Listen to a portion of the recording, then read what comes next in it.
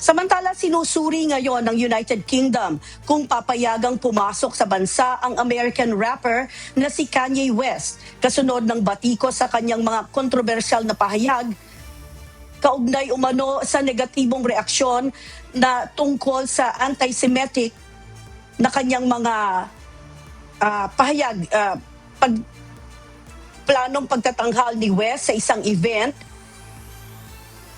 sa UK dahil sa mga naunan niyang anti-Semitic na komento at aksyon. Ayon sa pamahalaan, may kapangyarihan silang tanggihan ang visa ng isang individual kung hindi ito makabubuti sa publiko. Ilang sponsors na rin ang umatras sa event habang nananawagan ang mga kritiko na kanselahin ang kanyang performance.